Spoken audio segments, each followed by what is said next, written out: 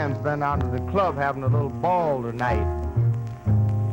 My friend Richard went home early, you know. He's got the only key to the house. I'm gonna have to knock on the door to see if I can get in. Open the door, Rich. See, Richard sleeps in the back room. It's kind of hard to hear. Maybe I better knock a little louder. Open up the door, Rich. I don't think Richard heard me yet. Knock one more time to see what's going to happen here. Hi, I'm Art Fein. It's Art Fein's Poker Party coming to you from Los Angeles, home of me and my other two guests, too. On my left, sometimes regular on the show, a rock and roll historian, author, all-around great guy. Oh, yes. Thank you. Jim Dawson. Thanks. Jim, it's good to see you here. You too, Art. Let's plug your book. We don't have to plug mine because everybody knows about that. Are you there? Okay. Well, we got two books by you. Got What Was the First Rock and Roll Record, which is an excellent tome that came out a year or two ago, about 50 records that could have been the first rock and roll record. And new one, Nervous Man Nervous, the story of the honkin' sax between 1946 and 1954, featuring Big J. McNeely and a number of people, including our guest today, who is, let's hand me that thing over there. Okay. Let me show you on some rare out-of-print Swedish reissues from a couple years ago. McVey. I said McVey. Instead of mispronouncing his name, let me just introduce him. Jack McVey, welcome to the show. Pleasure being here, too. It's a pleasure and an honor to have you here. I mentioned that everybody on the show is, well, I'm not from Los Angeles. Are you from Los Angeles? No. No, nobody on the show is from Los Angeles except Jack McVey. All right. But I like to honor LA people when we do this show, and Jack's been playing sax in and around Los Angeles a lot of years. A few years back. And as Jim would be quick to tell us, because he's quite an authority historian in this field, Jack has been part of the formation of rhythm and blues as it came out of Los Angeles. I'd say so. What you were actually leading your own band starting when? About in the 30s? Yeah, the latter part of the 30s, about 39, 40. Then I went with Lionel Hampton, you know. Then after I left Lionel Hampton's band, then I formed a small band again. So you were working out here with your own band in the late 30s, and Hampton saw you. You applied. How did that come about? Well, I was playing in the Club Alabama quite a bit. Which is down on South Central? On South Central, yeah. So Marshall Rawl called me. I was playing tenor there, and he said, "Can you play baritone?" I said, "Well, yes, if I need the job, I'll play baritone." And Illinois Jacket came in on tenor, which he was an alto player. So it started from right there. So you worked with Lionel Hampton. Was that a big jump for you from playing Los Angeles? Well, I played on Los Angeles all my life. So, you know. That was the time I got a chance to run on the road with a big band, first chance. So I took it. And what years did you play with Hamp? 1940 through 43. And of course you were there at the New York's at NOLA Studios on the day when Lionel Hampton recorded "Flying Home," which is probably the seminal recording of the entire rhythm and blues era. I would say. Correct. You say he was there at the studio. Do you mean he played on it? Yes, you were. I was on the session, yeah. You were on baritone, and Illinois Jaquette was on tenor, on tenor saxophone. Wow. Marshall Rawl on alto, Ray Perry on alto, Dexter Gordon was on tenor. Well, that was such an important record to the foundation of rhythm and blues and jazz at that time. Right. When you were working, do you remember when you were working on that only 52 years ago? Did it feel important? Did you think you were really doing something? Was it another good song, or did you think, man, we're really on to something here? It was another good song for me because I'd never been in but one big band before. Then with two big bands rather, Charlie Echols and Eddie Bradfield. I was in both those bands too. So this was a great band though. I knew Lionel very well. Well, maybe that particular song, which became so important, did you have any feeling about that song that day, or? No, Jacket started blowing. We picked up a riff behind him, and I got my own. So. Well, speaking of riffing, and then of course that carried over. That you came back here. You left Lionel Hampton. I guess you got sick on the road. Came back to Los Angeles, and then eventually you were doing some jam sessions here in town. And that led in turn to more or less your group of jammers going into the Philharmonic in 1944. That's correct. You mean his group? You mean that was his bunch along with the additional? I mean, Jazz at the Philharmonic, which we don't talk about jazz in the show too much, but this is an exception because in Jim's book he mentions jazz. He calls Jazz at the Philharmonic the first rock and roll record. Yeah. because of the bunch of wild sax stuff led in by Jack going into Illinois Jacquette's incredible solo. How did that come Well, I guess about? you said that you actually had sort of a weekly jam session, and everybody would show up. Is that right? Yeah, I was at Jefferson in Normandy. We had jam session every Sunday afternoon. And all the big musicians, I met Corky Cochran there, and different ones there I met there. And I met Big J McLean there. He'd come there with his strap on, no horn. Oh, huh? So I talked him into it. I talked with him quite a while, and he explained to me that he didn't know anything about the horn. So I showed him how to play the turn of the fingers, you know. Uh-huh. And saw him 2 or 3 times later, and he'd seen him for several years. Uh-huh. It was quite a deal when I saw him. He was on his back with his horn up in the air. But I guess back there in '43 and '44, everybody that came to town came down and played with your group. Nat King Cole Yeah. and I guess Charlie Parker and everybody came down. That's correct.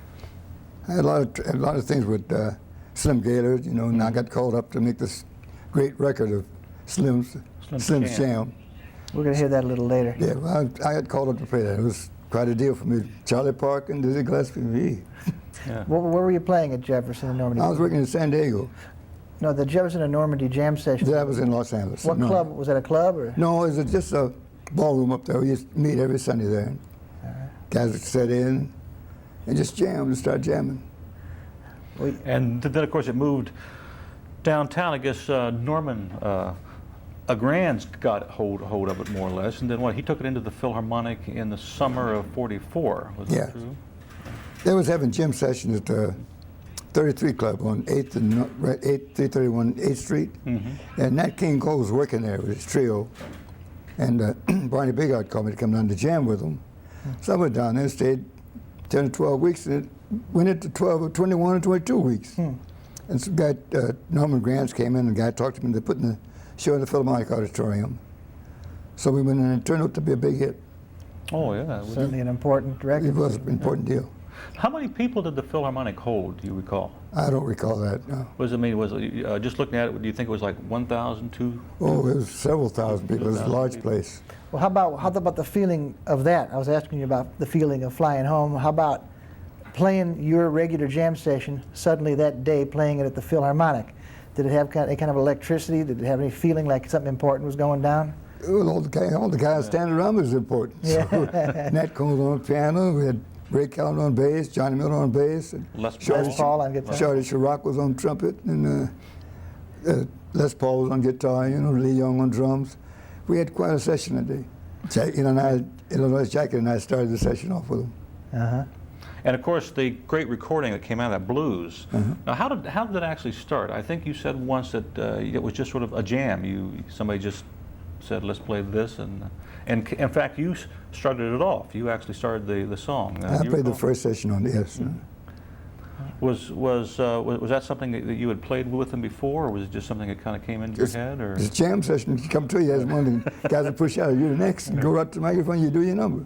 Because you really you started off, and then you introduced. Well, first there was a trombone, and then Illinois Jacquette came out, and he delivered probably, at least on record, what was probably the first honking, what would be considered later a rock and roll saxophone performance, and that has since become, I guess, sort of a classic recording, live certainly. Jacket put on something that day and nobody had ever heard. And screeching on that tenor, going those high notes, that was something new. Nobody had ever done it before, you know. So you were surprised too, huh? Oh, I was, sure. And the crowd was certainly surprised because they were going nuts. Going nuts in the place, yeah. Was Slim's Jam during that period, during the 40 to 45 period? Yes, that was in there, that was it. Yeah. Well, let's switch those tapes around in the other room then and listen. See if we can put Slim's Jam on for a little bit. That was a tune that, who was the actual cited artist? Gaylord. It was Slim Gaylord. If the record said Slim Gaylord, did it say Slim Gaylord and Charlie Parker and Jack McVey and those people? I don't think so. I think it was just Slim Gaylord's group, you know, and then they listed all the names on the record. I see. In small print. And it was Slim Gaylord's group, or it was a group he put together for the record? He put together just for the session, yes. Charlie Parker and Dizzy Gillespie, myself. And this is an actual jam session as opposed to a charted out thing. We didn't know who was going to play. Well, let's take a listen to Slim's Jam for just a minute. We'll show you Okay. some Jack McVey record covers. And look at Jack while we're listening to Slim's Jam. It's ready. Here, you hold it. Oh, okay.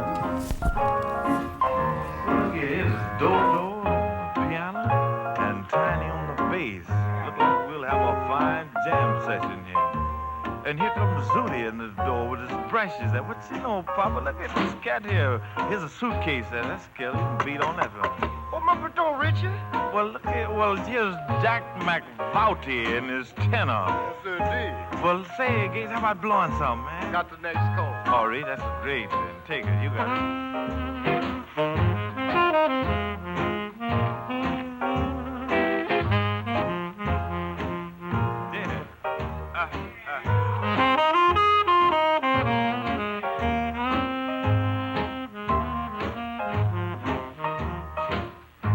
Sounds so fine. Say, you better bring me a double order of Riti Footies with a little hot sauce on it. That'll just about fix it. Well, here's it. Well, look at Charlie Yardbird Rooney. Yeah, Slim, how's it going, Jim? Oh, everything is mellow, man. Look at this cat get his horn with the neck. Gonna blow I got some? my horn with me, man. I want to blow some, too. Yeah, But I'm having a little reed trouble. Haven't got a reed? Yeah. Well, McVouty's got a reed. He can trim it down a little. That's great. Yeah, Well, that's great. solid then. Well, let's get together and blow. We in A flat. Take the next one. You got it. We're fading out before Charlie Parker sax solo. So he's calling. So that's Slim Gaylord, who talked a lot of bop talk, and he just died recently, didn't he? Yeah, a couple years ago. He called you McVouty a couple times. Right. Outie. Did you ever get behind that bop talk? Were you using that in your act at all? No, nobody talked like Slim Gaylord. Nobody.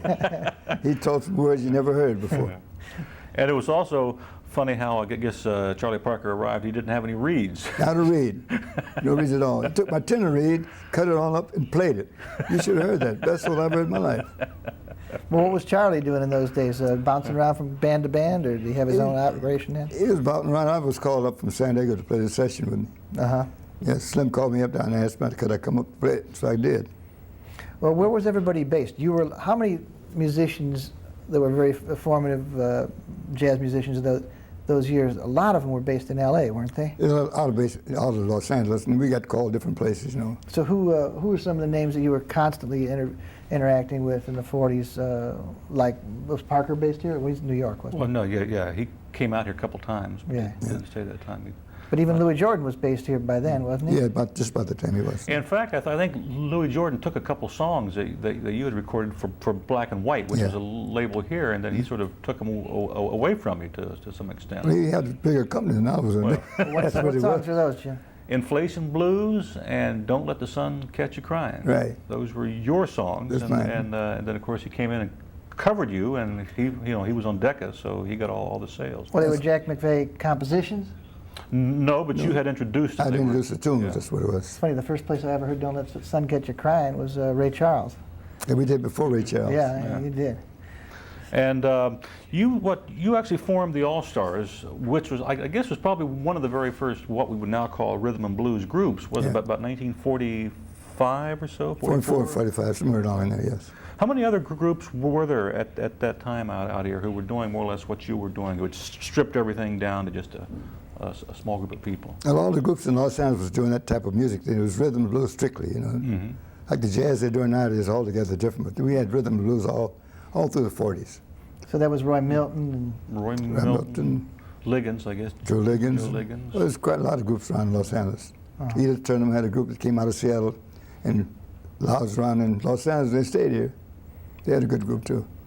But you, I think what you got tagged to when Apollo Records started, they opened an office out here, and you sort of became their local band, more or less then? Yes, the president of the company came to my house, said somebody sent him to me, you know, and then he wanted me to record every blues thing that was in Los Angeles, which I did. Mm-hmm.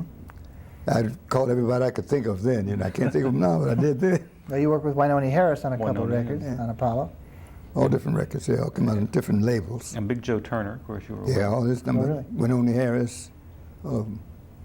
But with Wynonie, you were on Somebody Changed the Lock on My Door. Yeah. And I think you were on a couple of his songs Yeah. that were really popular. So then how did the, okay, now we haven't even talked about your signature tune, which is Open the Door, Richard. That's an expression that went into the common usage in the late 40s. And I when I started being conscious of things in the early 50s, they were still saying it, Yeah. but the record wasn't being played anymore. That was from what, 1947, 46? Now, 46. we're going to play a little of it in a minute, but let's talk a little about it first. That's your big, big hit. Yes. Well, I went to see Dusty Fletcher while I was in New York, and I saw his act. And who is Dusty? He's the one that's on the record. That was all his saying on it. He was a comedian? He had a whole stage act with no music behind it. So and he had this routine about trying to get into his house, and Richard won't let him in. That's right. Well, before we get into the story, let's listen a little to it, because the audience may not be familiar with Open the Door, Richard. I am. Jim is. You are. But maybe people that don't know it. So let's take another listen to check. Old band's been out to the club having a little ball tonight. My friend Richard went home early, you know. He's got the only key to the house. I'm gonna have to knock on the door to see if I can get in. Open the door, Rich. See, Richard sleeps in the back room. It's kind of hard to hear. Maybe I better knock a little louder. Open up the door, Rich. I don't think Richard heard me yet. Knock one more time to see what's gonna happen here. Open the door, Richard. Open the door and let me in. Open the door, Richard. Richard, why don't you open that door? Open the door, Richard. Open the door and let me in. Open the door, Richard. Richard? Richard, why don't you open that door? And it goes on like that. And it's a comedy routine. It's got a nice, relaxing little riff behind it. And so you kind of picked it up from Dusty Fletcher's show. Oh, yes. That's where I learned it from. You put a tune behind it. And who sang it? You sang it? That was me doing the talking and not singing. Well, that's a funny bit. But then Dusty Fletcher showed up, right? Yeah. You were the songwriter on it, supposedly, for a little while, right? Yeah, but he was out of show business at the time and brought him back into show business. Is that right? Yeah. National Records did, yeah. Well, that was a big hit for you, and it was a pop hit, it was an R&B hit, and then like 6 or 7 other people covered it, as every song of that day wasn't unique to R&B hits. If you had any kind of hit, there was like a dozen people covering it overnight. In fact, there were 7 different versions of this song that were in the pop top 10. You had you had Basie, I think he had a #1 hit with it, and the Flames had a #1 hit. You, Louis Jordan, Dusty Fletcher, the Pied Pipers. Yeah. Boy. And everybody else recorded it from, see, Bing Crosby recorded it. And, just all In fact, I did the number with Bing Crosby on his show. Oh, you did? The radio show? Oh, you were in a couple movies too, weren't you? Oh, several of it. Sarge Goes to College, that's one. Sarge Goes to College? Yeah, with must be a Alan GI Hale. movie, huh? Alan Hale. Yeah, we did the whole number with Richard in his picture. Uh-huh. And what about that To Have or Have Not? That's The Humphrey Bogart movie. I can't get the name of the fellow who was in that movie with us. But Humphrey Bogart movie, wasn't it? Humphrey Bogart, yeah. To Have or Have Not? Yeah. I think that was the picture, yeah. Yeah. And you're in it as a band? Just a group where we had to show the faces of it, and we just played a few blues numbers through it while he talked, and then he was doing just a flash on that, but it was good, though. Well, you had a very popular band that worked a lot, so it sounds like you really kept things going very well for yourself during those years. We were doing pretty well in the 40s. I worked in the MGM staff band for a while, you know. Is that right? And for about 2 years. And jumping way ahead, in the 80s, you were working in the Disneyland band, right? Yeah, I've been there. I was there 26 years. Is that right? Yeah. Had my own group there. And what was the kind of music? Well, we played Dixieland. I had me on clarinet, had a bass player and a guitar player. Where would I have found you if I was looking for you then? Out in New Orleans Square. New Orleans Square. Yeah. Group that I put in there, they're still working there. I'm the only one left. Uh-huh. Well, going back to the 40s, now, one of my favorite T-Bone Walker songs is Bobby Sox Blues, which was a big hit. Sure still T-Bone. is. And as I recall, it says T-Bone Walker and Jack McVey's All Stars. Now, how did you link up with T-Bone Walker? Well, T-Bone called me to back his songs up. He had songs, and he said, I want the music, so I backed him up. We didn't have any rehearsal for it. Just went to the station and recorded it. No rehearsal at all. And that, of course, was also for the same label that you were recording for, I guess, In black and white. at the time. What actually happened? Now, you said this before. You felt that even though you wrote a song that sold millions of copies, was recorded it was recorded all over the world in Yiddish and Japanese and everything else. I mean, this thing sold millions of copies. Did you feel that you were fairly recompensed by your company? No, the company didn't do well by me. Oh, they didn't, huh? Yeah, we can let that part drop. Oh, okay, okay. So that's not an unusual story, No, unfortunately. We've heard it before, I'm afraid. So in the 50s, you were also working on rhythm and blues records here in Los Angeles. Film in the 50s when I got a call to go to Honolulu, stopped my work around Los Angeles for a while. Was that right? We went over and stayed at the club over in Honolulu for 8 months. Brown, what's the rhythm? I forget the name of the club over there. Yeah. We stayed for 8 months there, though. That's nice. Sounds like a nice gig. It was. And then you came back and I guess you worked for quite a few years with Jake Porter's Combo The Combo Records, yeah. label here. When did you first start with him? And Oh, Combo? he called me to come out. We sit around his house. He had a recording studio below his house. We'd fool around doing it. We'd come up with something. He'd put it on tape, and we made records out of them. So many of them we hit for him. Chuck Higgins has said that he had a pretty primitive studio in his house. Do you recall that as being? Yeah, it was a nice studio he had there. Very nice. Was it in his front room or something like No, that? down in the basement. Oh, down in the basement. Yeah. And you also, I guess you were working with people like Gene and Eunice. Yeah. And pretty much all their artists, including your wife, I guess. Yeah, Louise, she was on a lot of sessions with us. She was, I guess, a fairly popular singer here. In, She was. Louise McVey? Yeah. Beatty was her, Beatty, yeah. name. Yeah, Beatty. But what do you recall about Gene and Eunice?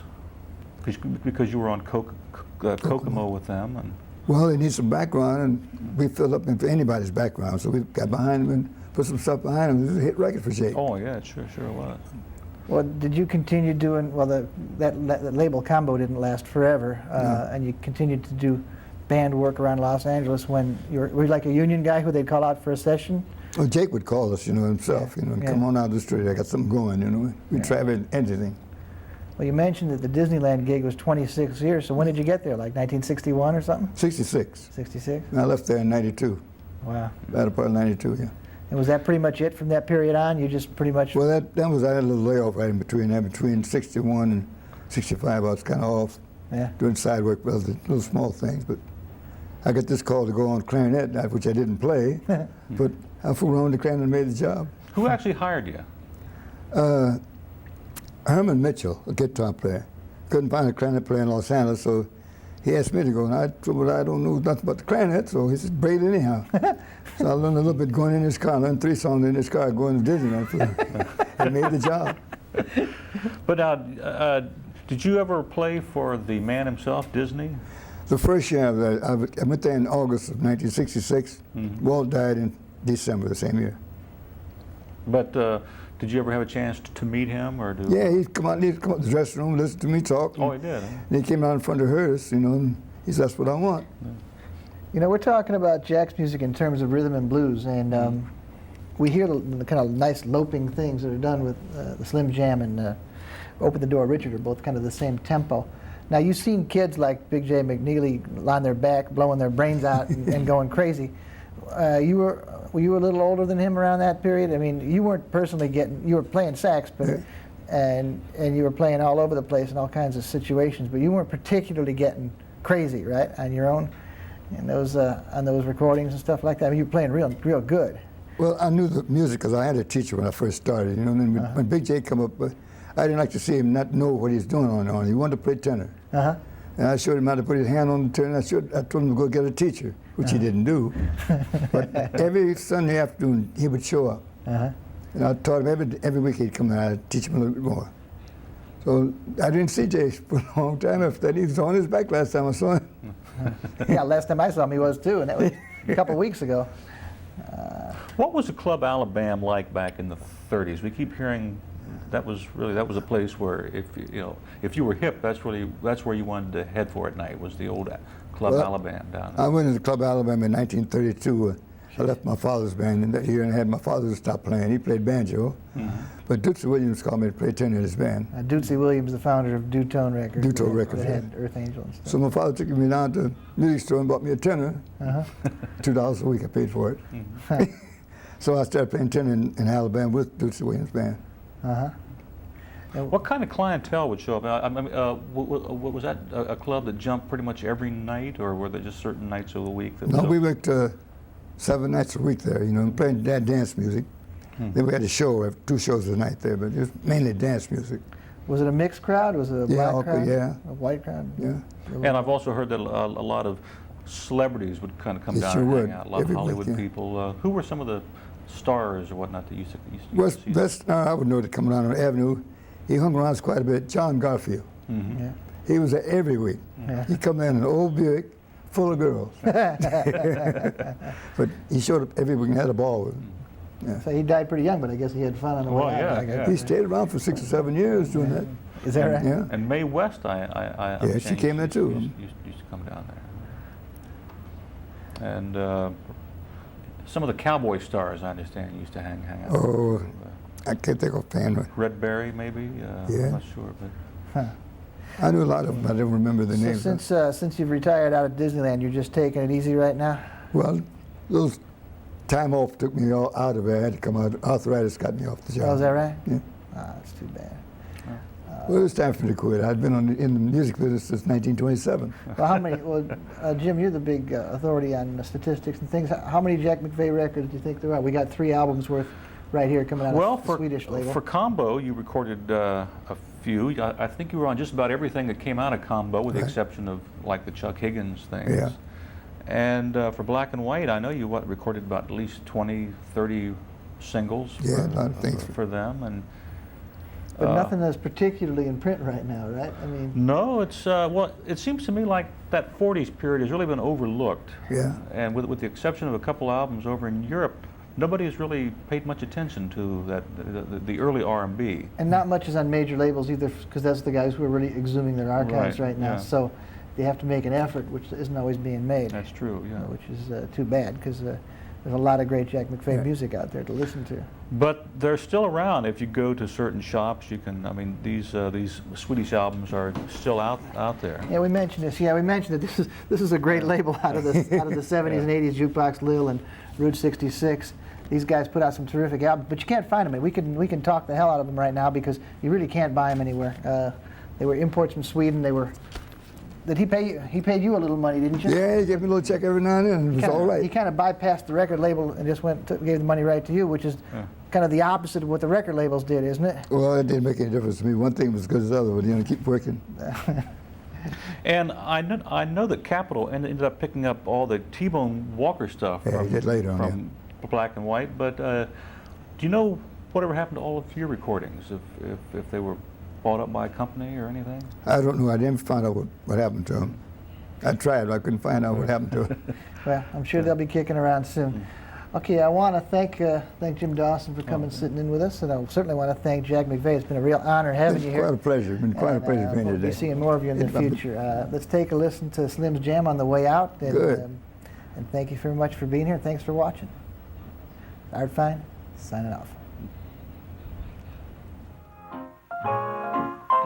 Look here, here's do on the piano and Tiny on the bass. Look like we'll have a fine jam session here. And here comes Zooty in the door with his brushes. What's you know, Papa? Look at this cat here. Here's a suitcase there. That's Kelly. You can beat on that one. Open up the door, Richard. Well, look here. Well, here's Jack McVey and his tenor. Yes, indeed. Well, say, Gates, how about blowing something, man? Got the next call. All right, that's great. Then take it. You got it.